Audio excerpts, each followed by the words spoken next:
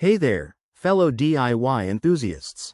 If you're staring at that pesky GE washer error code 19 on your 2025 model, don't panic. We're going to tackle this step by step. This error usually signals a problem with water flow or pressure, like a clogged inlet or low water supply, which can stop your washer dead in its tracks. It's frustrating, I know, especially when you have a pile of laundry waiting. But with a few simple checks, you could have it fixed in no time. Let's dive in. First things first, safety is key. Always unplug your washer from the wall to avoid any electrical mishaps. Once that's done, start by checking your water supply. Make sure the valves behind the washer are fully open and that there's good water pressure coming from your home's plumbing. If the valves are turned off or partially closed, twist them all the way on and give it a try. Next, inspect the inlet screens on the water hoses. These little filters can get clogged with mineral buildup or debris over time. Carefully unscrew the hoses from the back of the washer.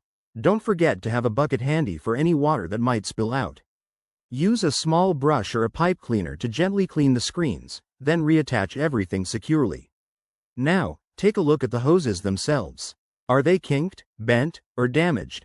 Straighten them out if needed, and ensure they're not pinched between the washer and the wall. A simple adjustment here can often resolve the issue. After these checks, plug your washer back in and run a test cycle. If error code 19 persists, try resetting the machine. Hold down the power button for about 10 seconds or unplug it for a full minute before restarting. This can clear temporary glitches.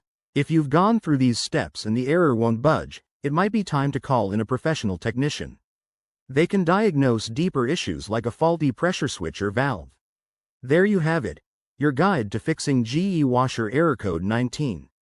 Remember, regular maintenance, like cleaning filters every few months, can prevent this from happening again. Thanks for watching, and if this helped, give it a thumbs up and subscribe for more home repair tips. Happy washing!